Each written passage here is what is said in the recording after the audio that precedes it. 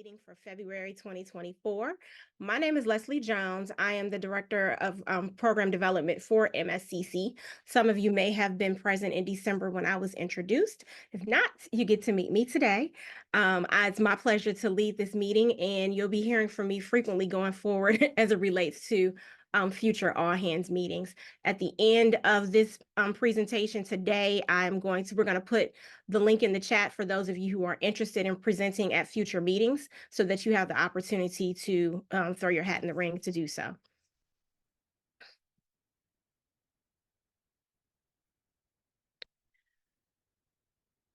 If there's anyone who is new and wants to say hi, you can go ahead and do so. It's not necessary though, but I'm going to give you the opportunity if you would like.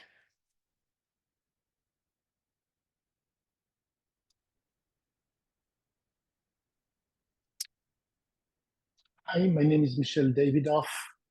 I'm the former Chief Infrastructure Officer for the California State University System, and currently I'm the Chief Strategist for Education at NAIRR.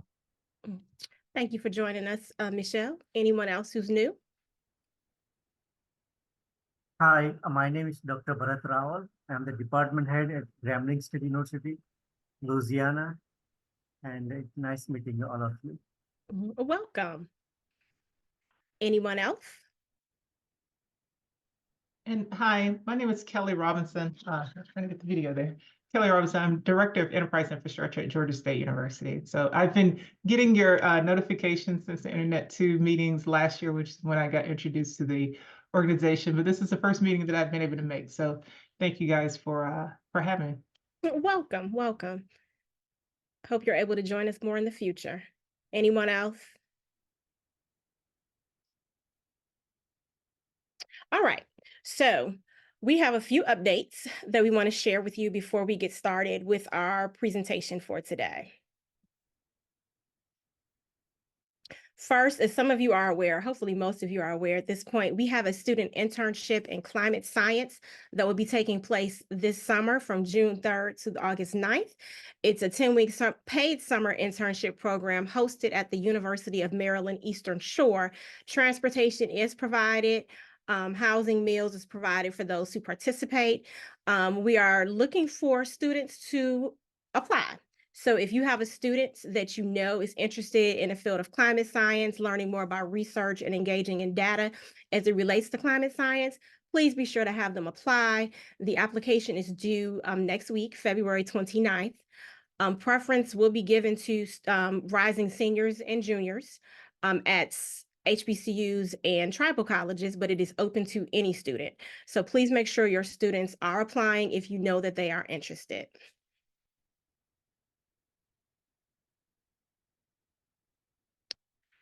Our interns are going to be guided by faculty from several HBCUs who are noted here. Schools represented are Florida A&M University, University of Maryland Eastern Shore, Morgan State University, Jackson State University, and Howard University. So faculty from all of those schools will be working with students. Next, we have an upcoming event at Prairie View A&M University, which is in Texas, and it is on April 3rd through the 4th. The information, save the date has been sent out. The registration will open so that you can apply if you are interested in participating. If you are at an HBCU that is in a 250-mile radius of Prairie View A&M, you are eligible to get your costs covered to participate in the event.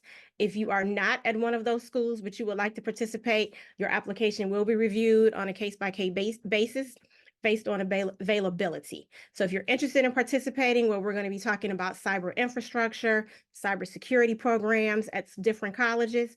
Please make sure you register and participate. And again, especially if you are at a HBCU located in Texas, please be sure that you are registered so that you can show up and network with your peers and learn a lot about what's going on in cyber infrastructure and cybersecurity. April 3rd through 4th, 2024.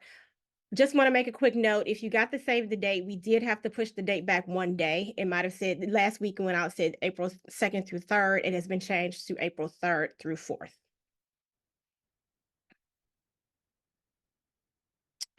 We are going to have another cyber workshop, a Mid-Atlantic cyber workshop being hosted by Hampton University. The date has not been confirmed yet, but it will be early summer 2024. Information will be posted on the website, and it's going to be sent out again through our different paths. So it'll be posted in the, you're going to get it via email, and it's going to be on the website. And then finally, we have our second MSCC annual meeting that we are hoping all of you are able to join us for. It is May 29th through 31st. It is going to take place and be held in Washington, D.C. at the Mayflower Hotel. We are looking for proposals as well during that time. So if you have something that you would like to share related to climate science, research and campus technology, or leadership as it relates to cyber infrastructure, cybersecurity, please make sure you submit your call for proposal. We have done an extension for those applications to March 15th, 2024. Note that for those of you, there's no registration fee. And if you are if you're an MSCC member from an HBCU or a TCU, we do have travel support available for you. So make sure you register. It's going to be a lot going on. We have a lot to share with you all and a lot to discuss. So please show up and, again, network with your colleagues from other institutions.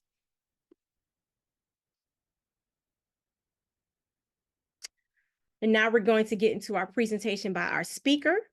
And I'm going to ask Anna, our Vice President, Anna Hunsinger, to take over and introduce our speaker. Thank you so much, Leslie. Good morning, good afternoon, everybody. My name is Anna Hunsinger, and I am also the principal investigator for the National Science Foundation Awards that are supporting our work to advance and support the Minority Served in Cyber Infrastructure Consortium. We're very grateful to the National Science Foundation, and especially for their support for the MSCC. And today also for our guest speaker, Ms. Katie Antipas, who I have the pleasure of introducing to you. Katie is going to present to us an overview of the recently launched National AI Research Resource Pilot. Real quick, the NAIRR, short for the pilot, is a concept for a national infrastructure that connects U.S. researchers to computational data, software, model, and training resources that are needed to participate in AI research.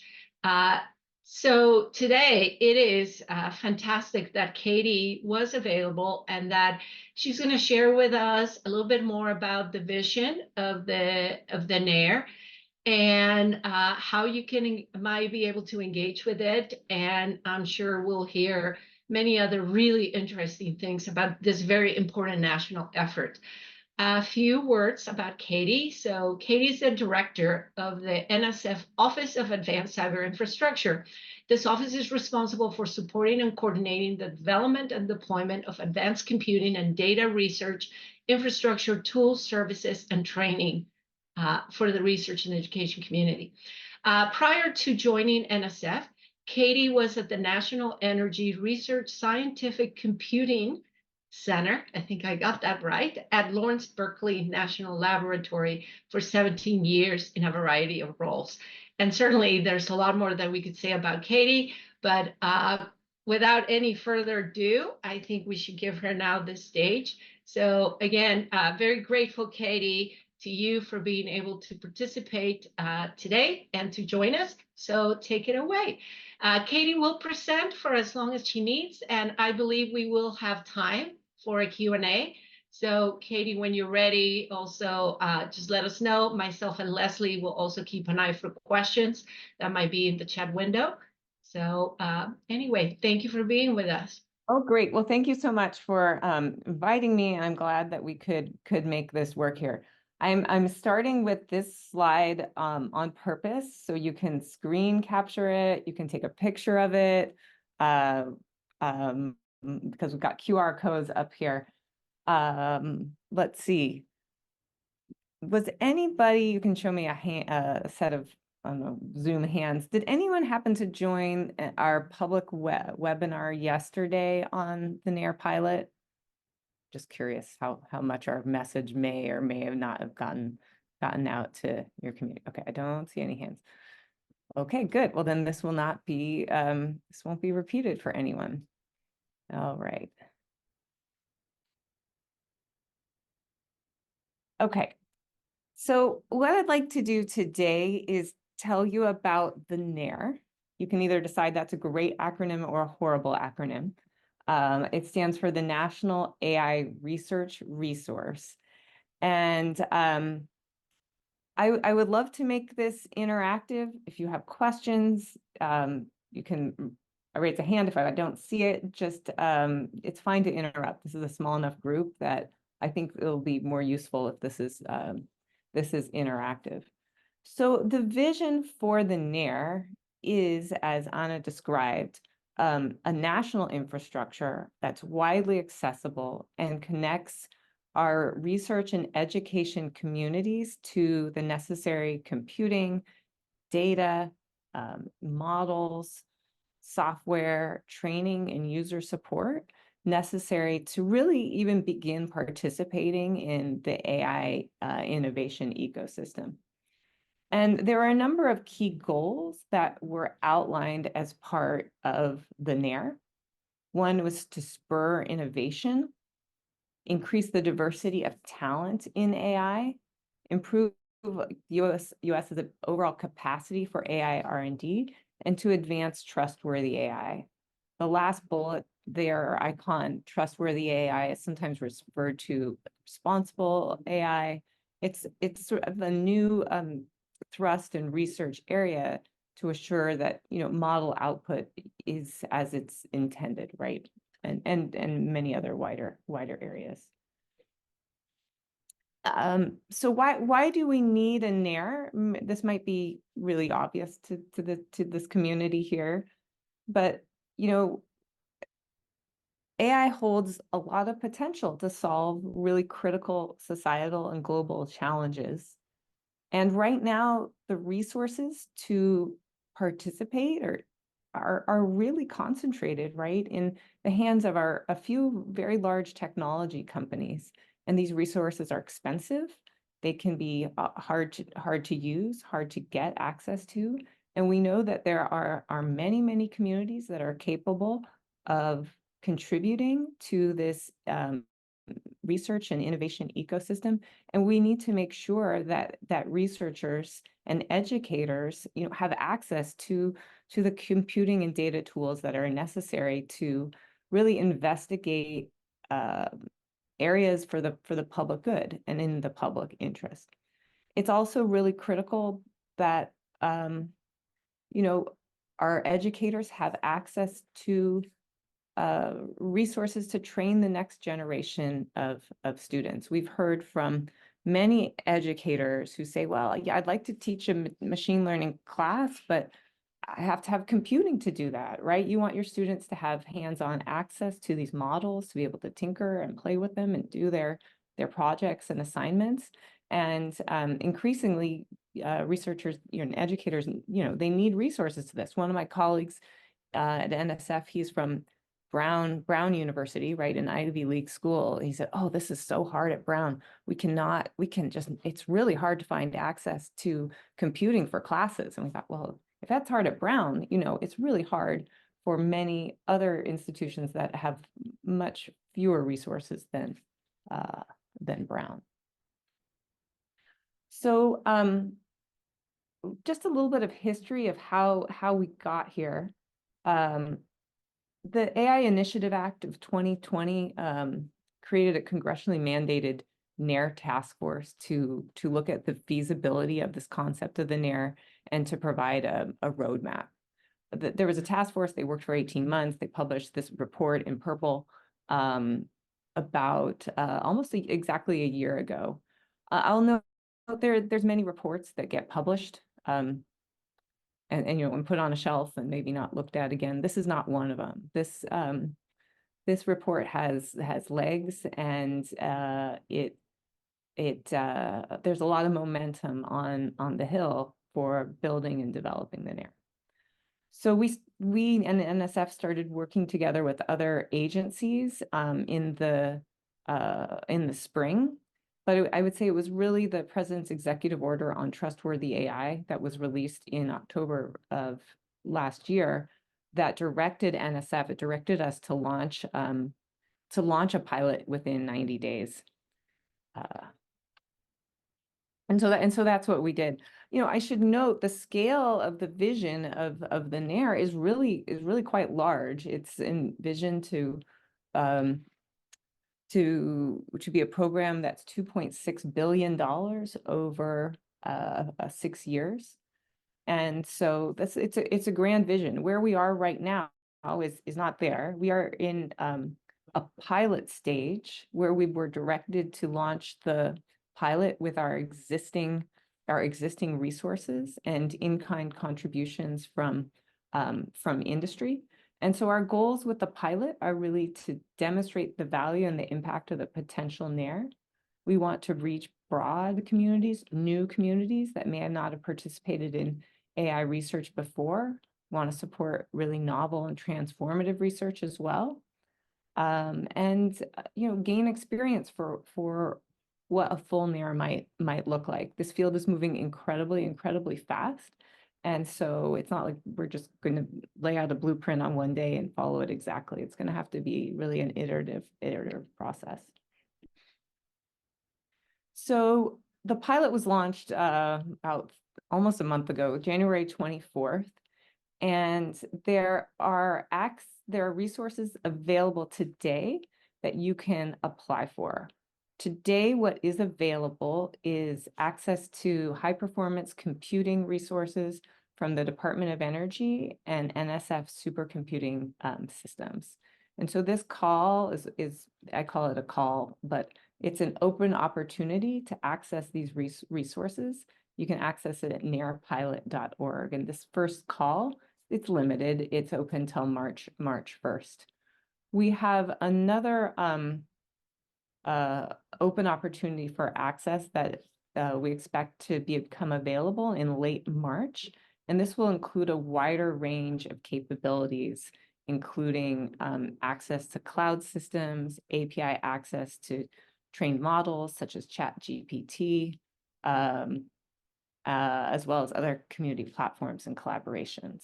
So I just put that up for you.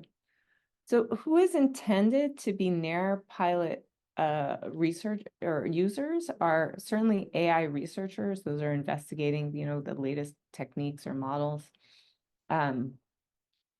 Also, we call it domain scientists that are applying AI to their field, whether that's in geology or chemistry, could be networking, physics, biology. Many scientists are, of course, using AI in their own fields. And then students and educators. These are another key user group that will be part of the pilot. The eligibility is simply that you are at a US-based institution, that is an academic institution, nonprofit, could be state and local government researchers, and even startups and small businesses that have federal grants. Okay, so what are we aiming for here? There's a set of researchers and educators and students. They access resources through this pilot. Then this pilot will provide access to different types of computing, cloud computing, supercomputing, on-site clusters, data sets, training, user support materials.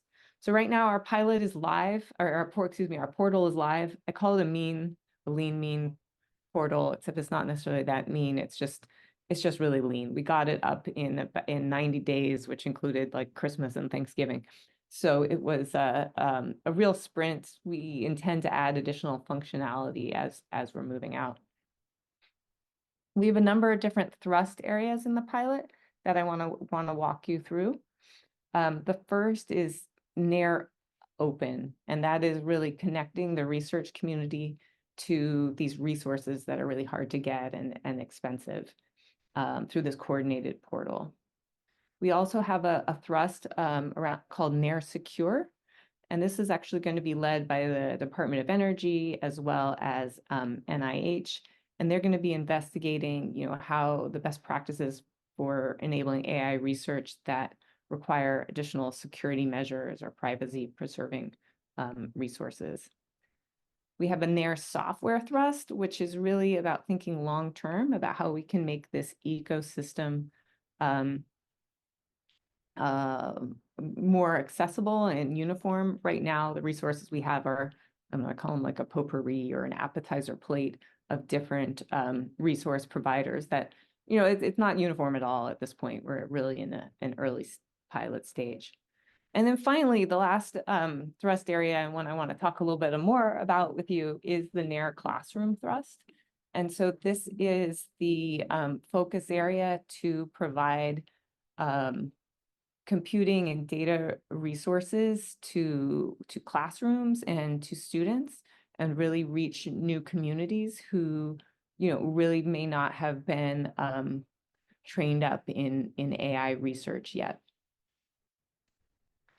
A little bit more about NAIRR Classroom. I would say, you know, ever since we did the pilot, we had a launch, we have this mailbox, you can send us mail, NAIRR pilot, NAIRR_pilot at nsf.gov.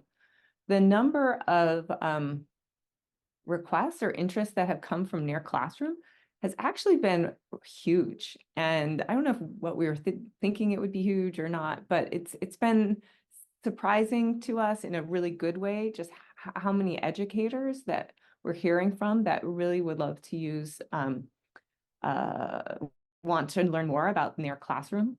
So we are just starting this thrust area and an initiative. And so I want to like give you a taste, but also say, you know, stay tuned. And we're working more on our strategy for how you can access these resources for your classroom. The pilot, the portal that we've shared at this point, you know, you can't go in there really and request classroom resources at this time. And so anyway, stay tuned. This is, I think, an exciting thrust of the NAIRR that will be coming shortly.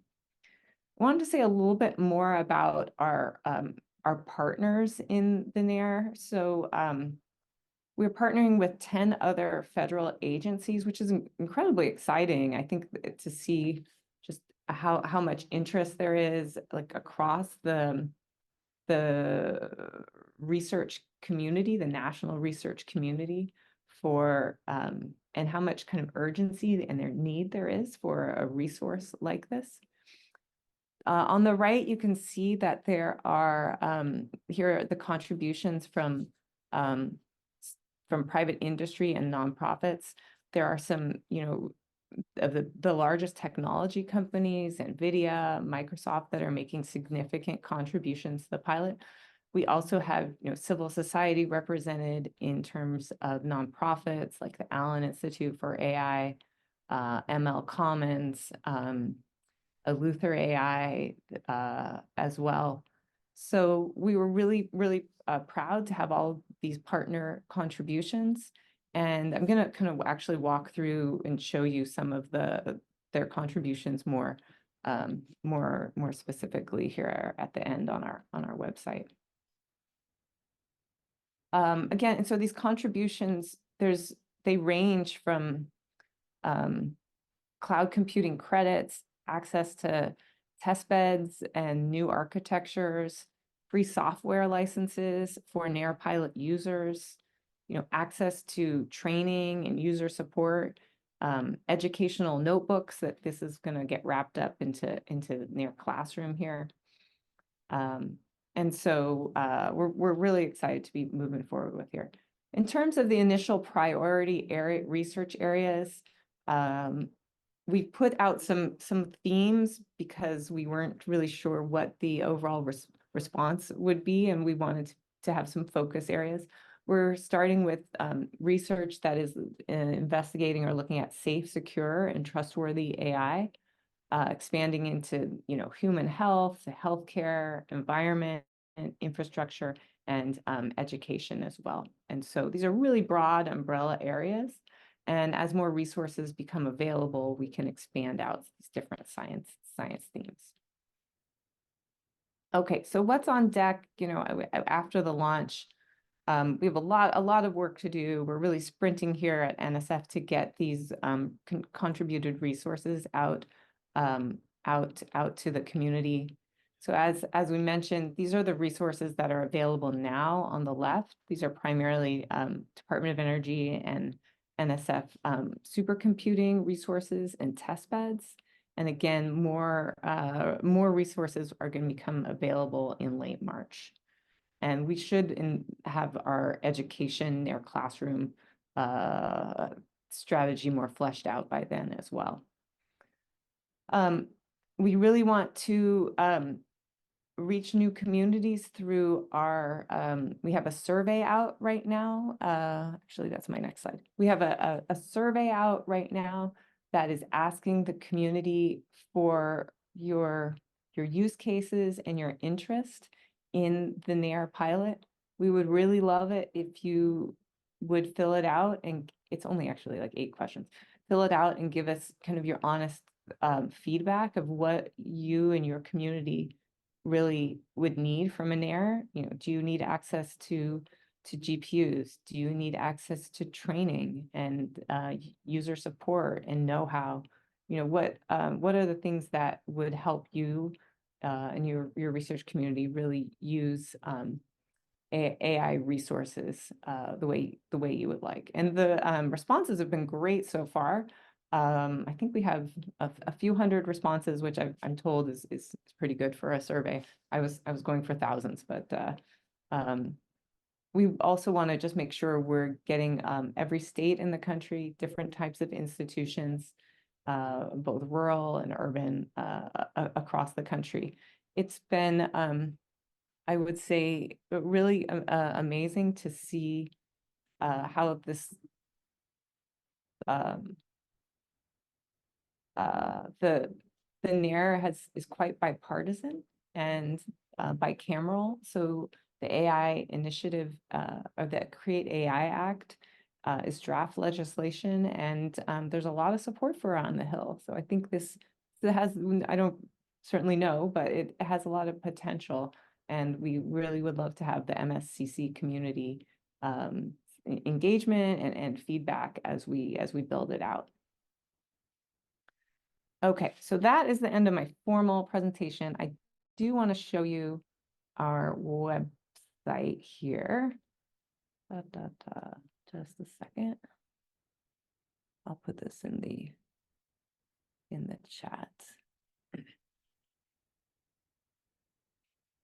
I'm going to share my screen, but then you're going to see my tab management. And I have way too many tabs open. So this is our website. This is not the portal site. It's the website announcing the pilot. I'll put it in the chat. But what you can see is the contributions from different partners. So AWS, they are going to contribute. So they're going to support 20 research projects, and well, you'll have access to all the software and models that are available on AWS.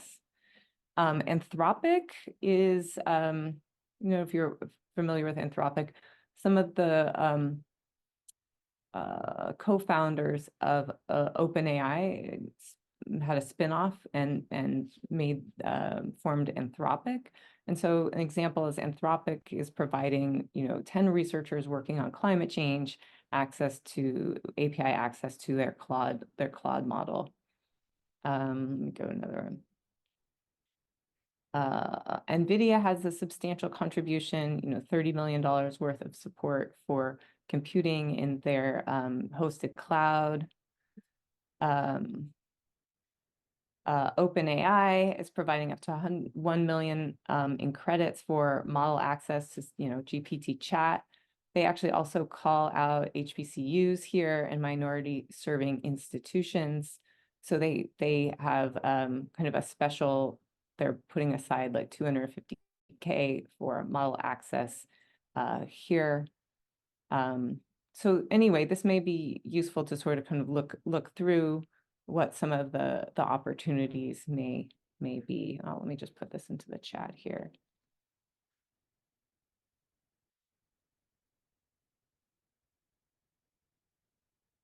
Katie, this is Anna Hunsinger.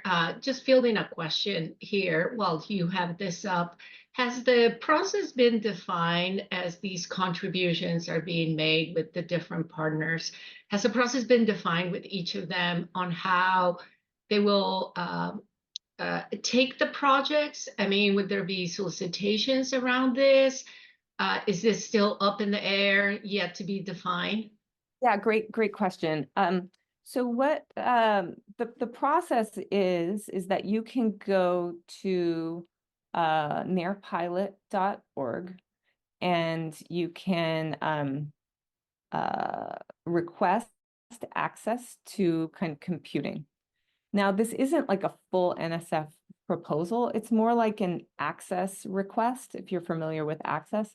So it's a much lighter weight request. I think it's a couple pages write up. And your request will be reviewed, for its technical responsiveness to the criteria that are laid out. And then it will go to like a matching committee of resource providers. And so a resource provider would be like the Department of Energy Summit System is a resource provider. Some of our NSF Texas Advanced Computing Center, like they have a system that will be included. They will be a resource provider. Microsoft will be a resource provider. And so the request will go through kind of a technical review and then a matching process. So those are for the contributions that are, say, compute that need to be allocated. We are working on NAIRR Classroom at the best way to get access to those. We want to make that sure that's a lighter weight process to get those resources into the hands for educators than to go through that application process. So we're still working on that. I can't announce that yet, but I mean, the idea is those resources would be available for the fall, kind of the fall semester, or hopefully a summer school too. But that's what we really want to make sure of. Thank you. Hi, Katie. This is Al Anderson with Salish Kootenai College. Last week I was out at Arizona State. There was a Complete College America Equity and AI Council. It was their first in-person meeting. And we were just establishing like charter and mission and those kind of things. But a couple things that came out of that meeting was, one, there's a huge difference in how faculty view AI in terms of bringing it into their classroom. And it's something even like our host, Arizona State, is kind of still struggling with how do we get the message that the expectation of the workforce is that most people are going to have to be facile at some level with AI and usage of it. So have you guys given any thought? Is the classroom, the AI classroom, of potential where there's some additional faculty resources to help bring faculty up to speed and, kind of get past some of the fears and things like that? Yeah, great question. I think we were, let me just say the scope of the NAIRR pilot. The NAIRR pilot scope is to provide like the infrastructure to classrooms, like think of a Jupyter notebooks or something like that, right? It isn't in our scope exactly. It isn't in our scope to develop the curricula, but what we are doing is we are partnering with our Educate AI initiative here in NSF to try to couple the two so that we aren't just going out to, a community college instructor and saying, hey, here, take this Jupyter notebook. And then they're like, oh, what do I do with this? But instead, it can come with like a curriculum that is built in with hands-on use cases. In terms of a classroom, we were really thinking this is for, your machine learning or deep learning or data science classes so students would need to do like hands-on exercises. They'd want to, they'd train a model. So some of those activities, I suppose it could be used in other domains as well. I think that was the first use case we were thinking of. So we definitely want to to couple that, it could include training for instructors or training the trainers is another way to think about that. And we're actually having a big brainstorming kickoff meeting for NAIRR Classroom on Monday. So this is one of the one area where we still have quite a bit of work to do. Hey, Katie, there's a few questions that are coming through. Would you want to tackle them now or wait, give you time to finish your presentation? No, my presentation's done. So Okay.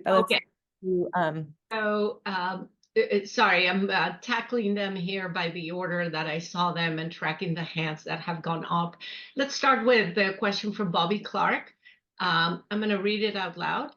Have you begun to tackle policies, best practices with the use of AI in research and learning environments? Is this in the scope of the pilot?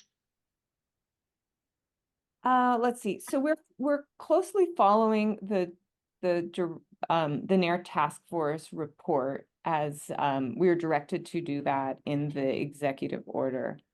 There's many policy challenges and new things we need to pilot. And so we've said we're not only going to be piloting the effort to get researchers on this infrastructure, but we're also piloting, bringing working groups together and figuring out what are the right policies, right? How do we, and what criteria do we use to accept a non-governmental data set? And so we're just starting on some of these questions. I think the question in particular was AI in research and learning. What we do intend to do is stand up an ethics advisory committee that I think will be really critical in helping to really uncover and talk through some of these issues as they relate to a research environment. So really just start. Thank you. By the way, let me encourage people, you can use the chat feature. There's also the Q&A feature. So I'm starting with that one. But then let's go to the next one that came in the chat window from Ms. Francine. What is the minimum infrastructure requirement for an IHE, I'm going to assume institution of higher education, to be a participant in the NAIRR and take advantage of offered resources? There's you mean it to be there's no minimum. If you want one GPU, you can ask for one GPU. I mean, we probably can't get half of a GPU. If that makes sense. I don't know if that's the right question, but we want to support researchers that were running the largest models or training the largest models, and those that are just maybe using I call it a Jupyter notebook, or think of it like a digital notebook that has an environment built in. Both of those are totally in scope for the NAIRR. Absolutely. Okay. Thank you. One next question here. Though you mentioned that you are making a call for use cases for different things, the question is, might you be able to have some sense of a particular use case that you would envision for the classroom? Do you have any sense of this now? Can you provide some examples? I think I answered that a little bit. I mean, what we've heard is that many instructors and professors, they don't even know where to start to have the resources to build a class that has hands-on, that can do hands-on exercises, right? And one of my colleagues, she'll give an assignment to her students, and then the students have to run off and try to find the computer on their own. And some of them get like a free Google Colab notebook. Some pay $10 a month to do that. Others try to use the on-campus cluster system, and it can be kind of disorganized. I know she also noted that sometimes I just don't give certain homework assignments because I know they'll be too computationally intensive, that students won't be able to find those resources. So I think that was one of the use cases we've certainly heard from, but we'd love to hear of others through the through our survey. Okay. I'm going to go now to some of the hands that were raised. So Dr. Allo, I think you had your hand raised. Would you like to ask your question? Yeah. Hi, Katie. Thank you. I'm Richard Allo, Dean of the College of Science and Technology here at Florida A&M University in Tallahassee. Two things. The NAIRR project is really fantastic. We are going about right now major faculty student development, faculty student together, doing this project activated learning, working with big data sets that where the faculty member gets involved, and then the students work with the faculty on wrangling and engineering the data, but maintaining the Jupyter notebooks. And I think that's going to be a very effective process. We're doing this across the curriculum. My question then related to that is, what about a solicitation from NSF? Probably this is in IUSE, for example, where we could talk about how to create these new learning environments. We're very active right now in trying to get the tools across the curriculum, not just in STEM, but also in non-STEM areas. And in particular, as we all know, the workforce is coming back and saying, we need to graduate not only within our degree programs, but also cyber infrastructure professionals. So here's where we're going. And would there be a solicitation coming out that we could share ideas or fund ideas, put it that way? Yeah, well, of course, I can't talk about solicitations in the pipeline here until they go live. But I will say that, you know, that is the primary mechanism by which NSF Right. funds research, whether it's a Dear Colleagues letter or a solicitation. I think we'll hopefully be able to announce more about kind of NAIRR Classroom, which includes, you know, broader education initiatives Okay.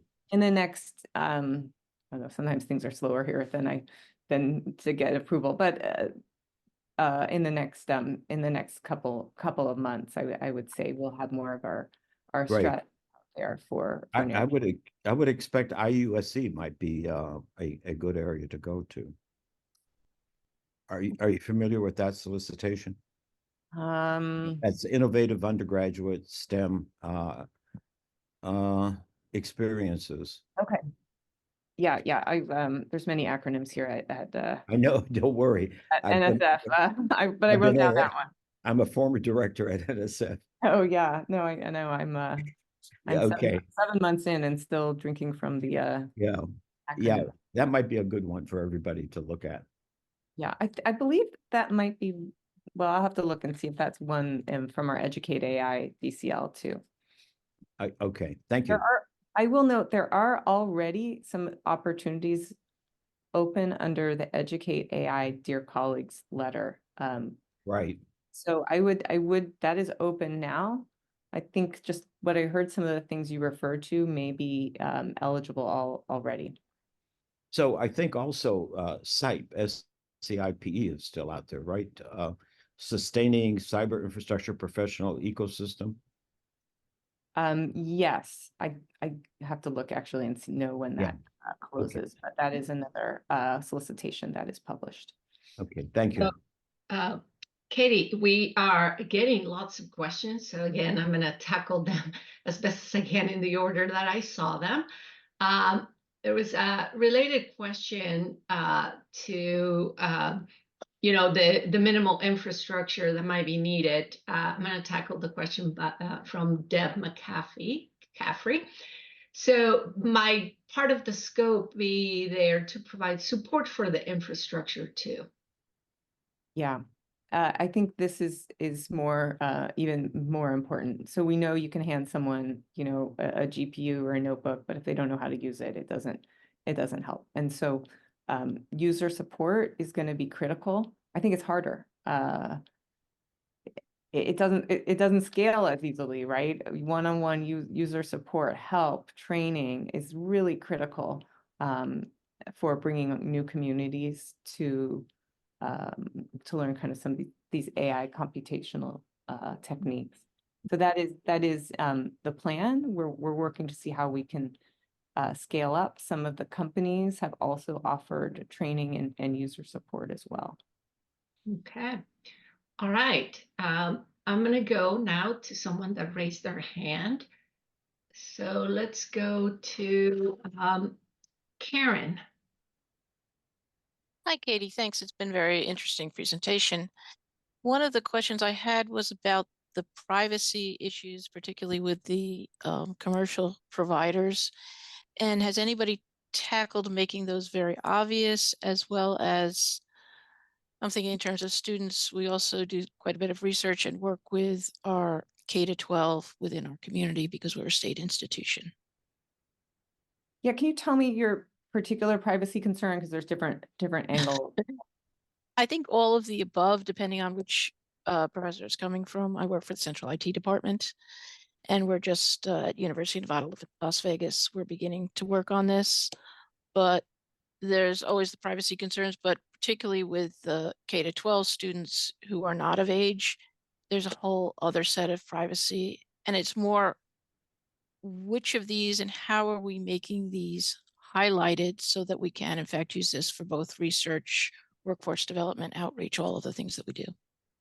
Okay, so the first one, I would say our pilot is actually looking at post-secondary classroom support. And I think I did not make that clear in my talk. So we're talking, community colleges and up, and that's, we will see what final legislation says, but right now we're in this pilot stage with really limited resources. And so that was our choice to focus there. So in the pilot stage, right, the security model will have to follow the security model of the different resource providers. So if you have a research proposal that is granted access to a Department of Energy system, you go through the Department of Energy kind of process and vetting. NSF, I think DOE is a little bit stricter. NSF systems, we have our process, and then if you were on a Microsoft system, you would be subject to kind of those security, their security environment at this really early stage with contributed resources. In terms of eligibility, I would say eligibility, researchers have to come from US-based institutions. So that is one other aspect. In terms of the confidentiality of the 3-page kind of submission request, that goes into our system, just like our access proposals do now. The reviewers have access to them, and the matching committee does as well, but they will click through a confidentiality agreement. Okay, let's go to now one of the questions that was put in the chat window from Dr. Rawal.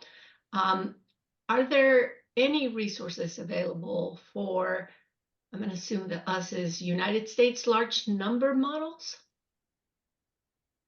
Dr. Rawal, did I frame your question correctly? Yes, thank you. So we have a lot of large language model now for numerical and the extensive computations, like when we do quantum computing, kind of very million dimensional matrix. And so do we have some any resources available where we can test our model and work with? So I found difficulties and both, but I'll stop here. I assume you need computational resources for that, and you could certainly put in a submission. You could do that right now.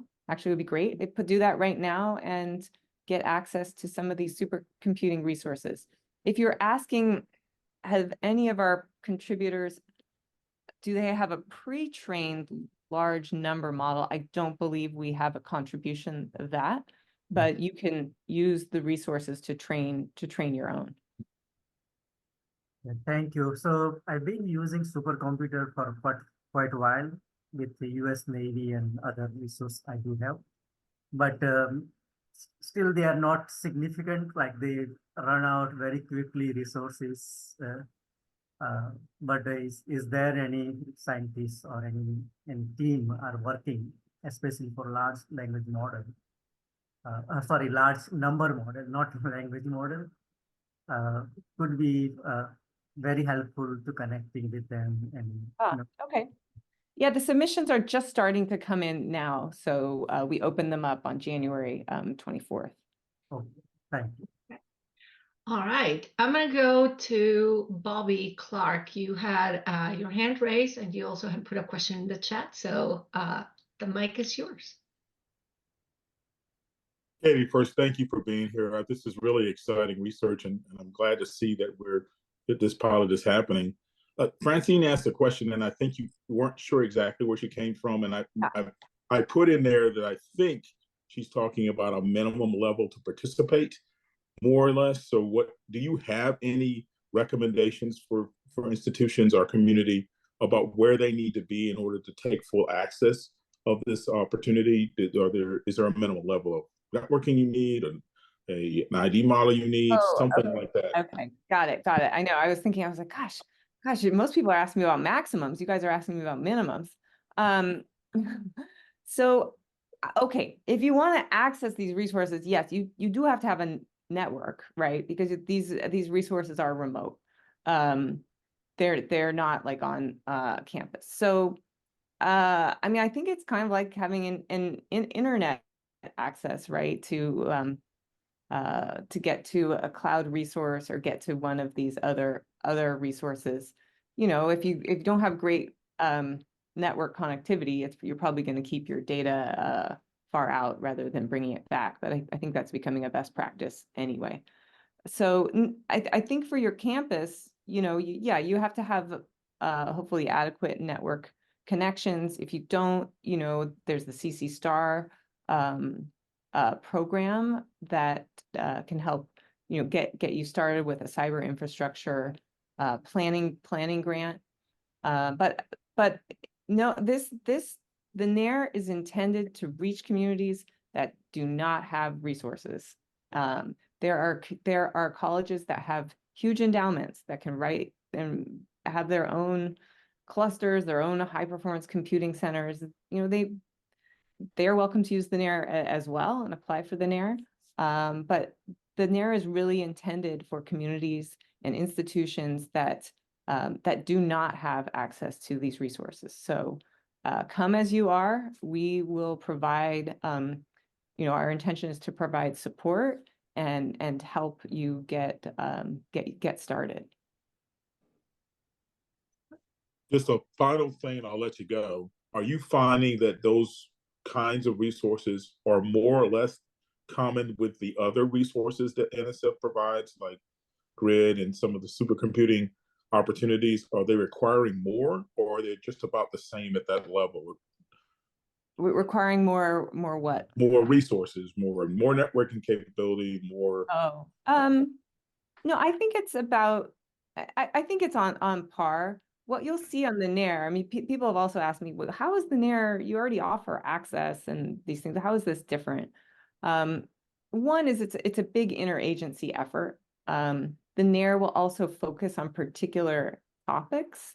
And so you'll see that in, as I mentioned, in the focus on AI education, the focus on healthcare infrastructure. So there'll be a narrower set of topics.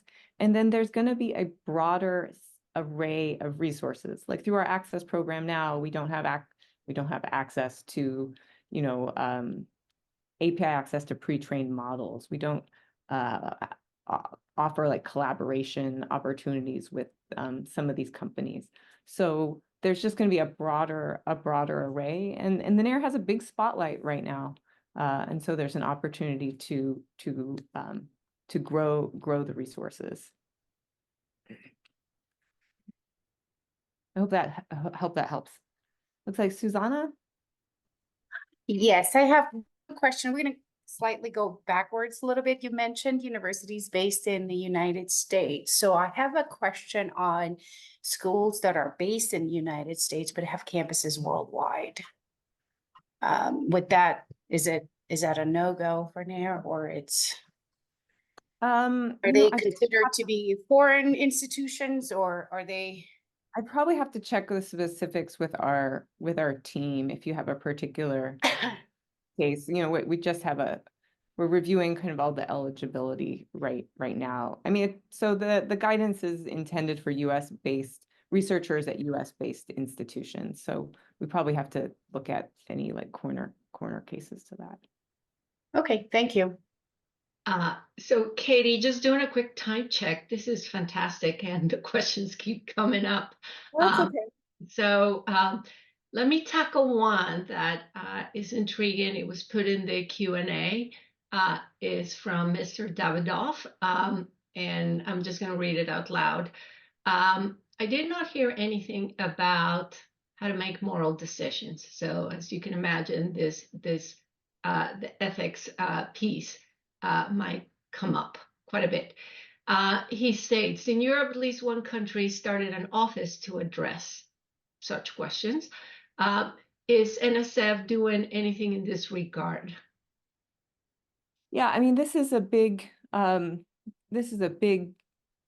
question right now. So we are intending to stand up an ethics advisory committee. That is a key piece that we want to get to. We're starting hopefully to have a workshop this spring with NIST, the National Institutes for Standards and Technology. And one thing we really see with the NAIRR is opening up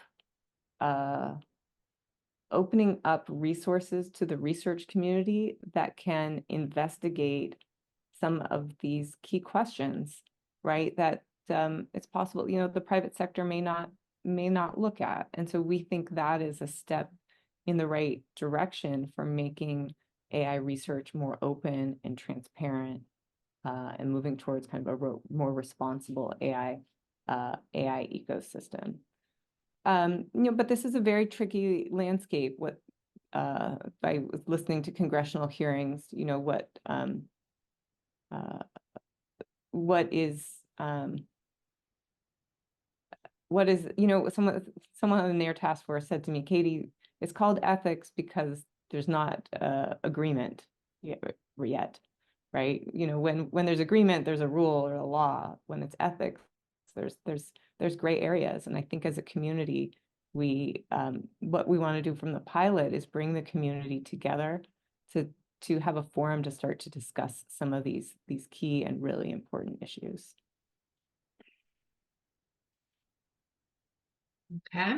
See the question from Russell. I do want to answer that one because we get this one a lot. People say, like, what is the difference between access and the NAIRR process?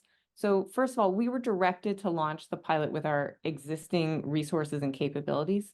So if you go through the NAIRR process, you'll see it's powered by access. We're using a lot of the infrastructure from access, you know, under the hood. The application process is quite similar.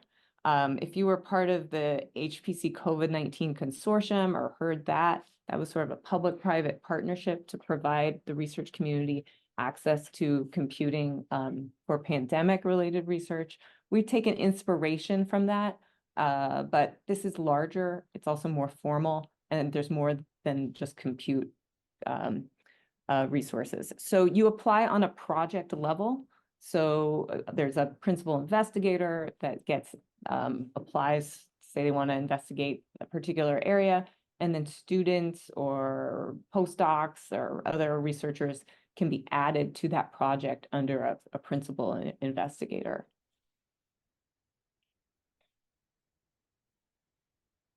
Okay. Finally, please, I'm going to say, please take the survey. We really want to hear from you. It's 8 questions. We'd really love to see the MSCC community represented here. Well, with that, Katie, I want to thank you on behalf of the MSCC community for joining us today. If there are ongoing questions, please send them our way to the MSCC mailing list, and we'd be happy to send them to you, Katie. And hopefully we can bring you back at another future point in time to tell us how the pilot is progressing. And just want to say thank you. I'm going to hand it off to Miss Leslie, just in case we have any final remarks to make. Again, thank you so much, Katie, for making time to be with us today. Yeah, and my slides are totally fine to share out. Okay, very well. Thank you, Leslie. All right. Thank you everyone for joining us. First, thank you, Katie, of course, for this presentation. Clearly, it's very interesting judging by all of the questions and engagement that people have had with everything. Everyone fill out the survey for her.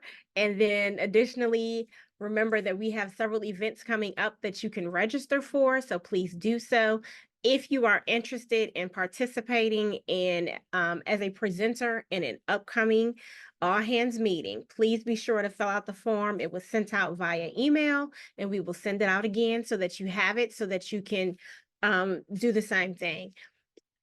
Thank you for joining us, and enjoy the rest of your day. Oh, Tenny did put the link in the chat for those of you who are interested in presenting, so you can go ahead and grab that and share. Thanks, Tenny. Thank you Have a so great much. afternoon, everyone. Bye. Bye-bye. Thank you.